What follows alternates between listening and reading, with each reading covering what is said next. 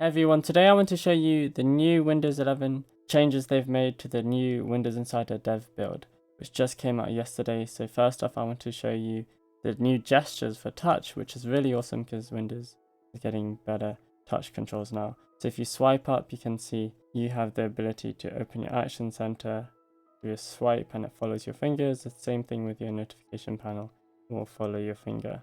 Also, when you open your start menu, you can also, as normal, do the gestures without letting it follow your finger, but when you go into your start menu, you can now swipe left and right between pinned and all apps. Now you may notice I also have app folders now, which is a new feature where you can just drag apps together and they will create a folder. You can do that with a mouse too, which is awesome. Unfortunately, you can't rename them yet, but yeah, that's that. You may have noticed that when I swiped in my notification panel over here, you have this option now to turn on focus or focus assist as it used to be called, or do not disturb. Now this is no longer in this portion over here in your action center, and you can't add it anymore over here, but it's now within notifications. You can toggle off within your notifications panel. You also have this ability to set a focus time. So down here you can see I can choose the time to be 15 minutes. It can go longer to 45 minutes, 60 minutes. Then if I click focus, what it will do is it will launch this option here. If you expand it, you can see the time. I do hope that it will change over time to be smaller, or you can click this option and then you can see it opens a focus session. Then it will show you how much you focused, and you can have your to-do length, your Spotify, and then it will play music when you go into a focus session, which is really awesome. And you can press this to minimize it again, and it always stays on top of any window, for example, like this. Now, seeing as I'm dragging things around and I was talking about touch gestures, you can see that when you drag things, whether this be with your touch or just with your window, with your mouse click, what you can see is this bar comes up at the top. So this now opens your snap layout. So you can see you can drag it into a certain snap layout, and letting go will go into that snap layout. And if I had more apps open, we'll do the same thing, similar to how if I just drag over here or hover or hit the Windows key and Z to enable. So yeah, that's a nice change, and that really helps with touch controls. Now if I'm in an app like Solitaire, so over here you have the option to make this game full screen. So if I go into full screen, and remember these new gestures, so you swipe up to open your start menu like this. Now if you're in full screen mode, you don't want that to happen. So what will happen is this gripper comes up, and this gripper you can swipe up again and you will be able to open the start menu. Same thing with notifications and even your action center. Widgets does have one, but it doesn't open for some reason. And just note that widgets doesn't follow your finger. It's still just an animation, and it's not opening for some reason. There you go. Well, that's strange. Okay, so within File Explorer, what you also have is this new pin files option. So you can now pin files. So if I want, I can unpin this, and this is for my documents. I just go right click it, then pin to quick access, and now you have folders and files in your pin quick access. Now what you can also do is, if you go into your OneDrive folder over here, you can see that now you have a OneDrive option.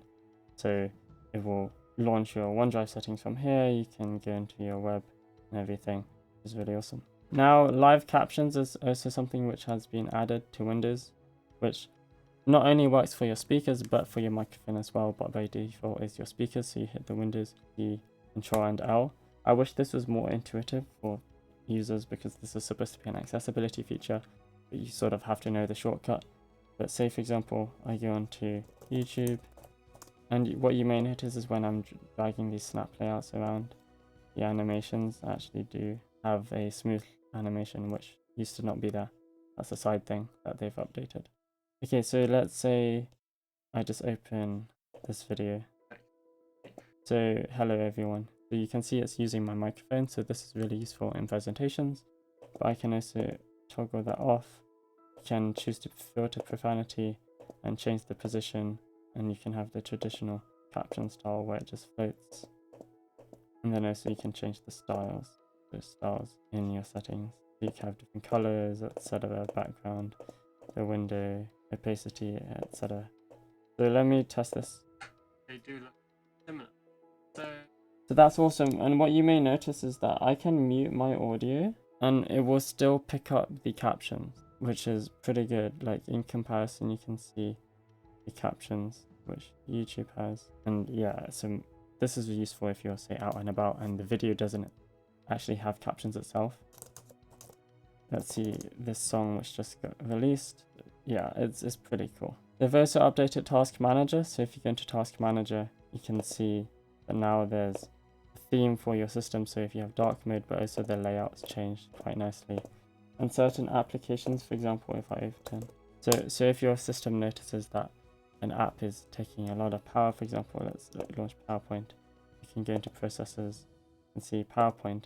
We can turn on efficiency mode, which will basically lower the process priority and improve the efficiency, but it may hinder the application in some way. It might have some issues.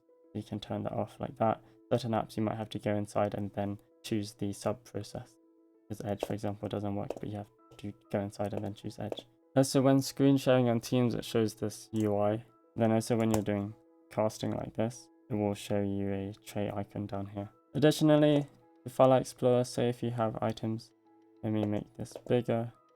Say, for example, you have a file in your folder. What will happen is you'll get a preview of your files in your folders now, which is nice. Also, when sharing files, so if you use Outlook, what will happen is a UI will come up and you can compose your message within the window without having to open Outlook. Search has been improved as well, so if I want to search for something specific, Edge, if I search for hello world, the text document comes up, and this was literally made not long ago. So yeah, it's pretty cool. Oh, one final change. They've also changed the animation for rotations. So if I wanted to rotate my device like this, you can see it has this cool animation now that I didn't have before. I used to like go inside and then rotate. It's a bit hard to see on the recording, but yeah. Another gesture people might not be familiar with though on Windows, like this is saying, you can swipe with 3 fingers from right to left and it will switch apps. That feature was here before, but yeah, let me know what your favorite feature is and I'll see you in the next one. Bye bye.